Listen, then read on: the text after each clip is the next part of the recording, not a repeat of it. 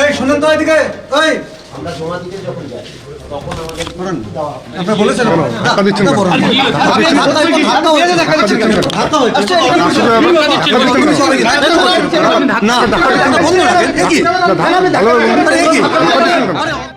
আমার নাম সাধন ঘোষ, আমি ভারতীয় জনতা পার্টি উত্তর দিনাজপুর জেলার সাধারণ সম্পাদক।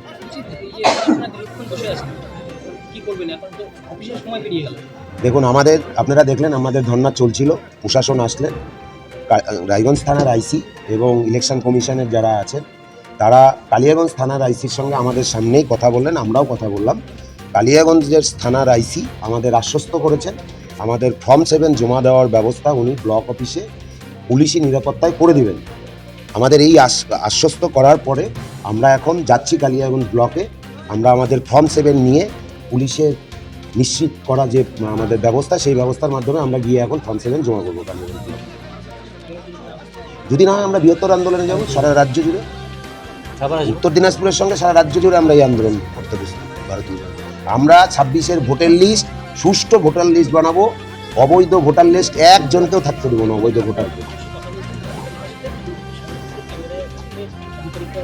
এটা উত্তর দিনাজপুরে নতুন কিছু নয়। আপনি পশ্চিমবাংলায় যদি দেখেন, কিছুদিন আগে এবিপি আনন্দ, তার আগে রিপাবলিক বাংলা, এখানে চতুর্থ স্তম্ভকে ভেঙে গুড়িয়ে দেওয়া হচ্ছে এই রাজ্যে। আপনাদের এই শুধু উত্তর দিনাজপুরে আপনাদের উপর অত্যাচার হচ্ছে না, আপনারা সত্য আমাদের চোখের সামনে ঘটলো, আমরা দেখলাম তো। সেটা আপনাদেরকে ধাক্কিয়ে বের করে দিচ্ছে। আপনারা সত্য খবরটা যেন না করতে পারেন, রাজ্যের বর্তমান পরিস্থিতি আপনারা যেন পাবলিকের সামনে না আনতে পারেন, রাজ্যের যে দুর্দশা সেটা যেন আপনারা পাবলিককে না দেখাতে পারেন, সেই ব্যবস্থা করছে এখানে প্রশাসনের উপস্থিতিতে হচ্ছে। পুলিশ প্রশাসনের উপস্থিতিতে আপনাদের উপর আক্রমণ হচ্ছে। এই বিষয়ে এটাই হচ্ছে আমাদের রাজ্য। হ্যাঁ, আমরা দেখেছি সবকিছু সত্য ঘটনা আপনাদের করতে দেওয়া হবে না এই রাজ্যে। মোবাইলও ভাঙা হয়েছে। এই চতুর্থ স্তম্ভের উপরে আঘাত, এই বিষয়ে আমরা ভারতীয় জনতা পার্টির পক্ষ থেকে প্রতিবাদ জানাচ্ছি যে পশ্চিমবঙ্গে এই মানে আমাদের যারা মানুষের আওয়াজ তুলবে, সেই যেমন বিরোধী দলকে কণ্ঠরোধ করা হচ্ছে, ঠিক সেরকমভাবে যে সংবাদপত্র যারা মানুষের আওয়াজ প্রতিমুহূর্তে তুলে তাদেরকে আজকে মানে তাদের মুখ বন্ধ করা হচ্ছে। আমরা মুর্শিদাবাদে দেখেছি, আজকে উত্তর দিনাজপুরে দেখলাম। তাই এই আচরণ আমরা তীব্র প্রতিবাদ জানাই। আমরা ভারতীয় জনতা পার্টি, আমরা পশ্চিমবঙ্গের গণতন্ত্রের সাথে এই যে আমাদের মিডিয়ার সাথে যে নির্লজ্জ আচরণ করা হচ্ছে তার আমরা তীব্র প্রতিবাদ জানাচ্ছি। এই আচরণ কাম্য নয়।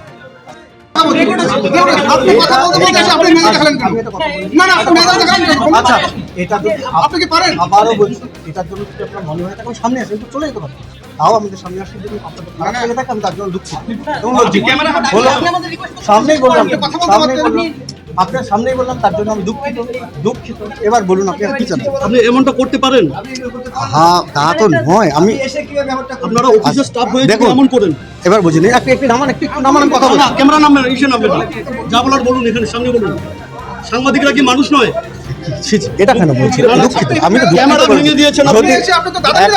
এক মিনিট আমি বলিনি আপনাকে। যদি আমি সরে যেতে পারতাম, আপনাদের বাইক না দিতে পারতাম, আমি আসলাম কিসের জন্য? না, আমি আপনাদের সরতে বলেছিলাম। আরে মহা মুশকিল। নামটা কেমন বলতে অসুবিধা কোথায়? আরে নাম আমাকে আপনি জানেন তো। দেখুন, আমি আপনাকে বলেছিলাম যে আমরা কথা বলেনি, তারপর আপনাদেরকে বাইক দেবো। কথা বলা ছিল, আপনি কথা বললাম আমি আপনাকে যে আমি কথা বলিনি, তারপর আমি কথা বলি। আপনারা তখন থেকে সেগুলো করছেন।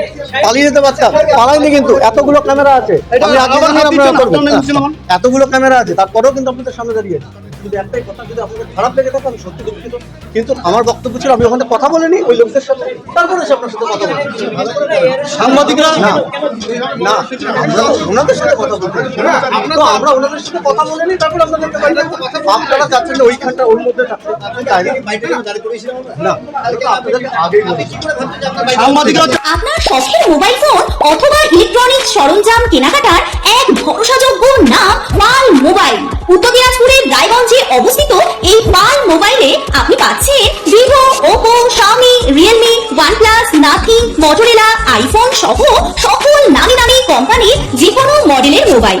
এছাড়াও রয়েছে ওয়ালপুল, এলজি, স্যামসাং, হায়ারের মতো বিশ্বস্ত সকল কোম্পানির TV, fridge, AC, washing machine সহ প্রয়োজনীয় সকল প্রকার ইলেকট্রনিক্স আইটেমের বিপুল সম্ভার। তাহলে আর দেরি কেন?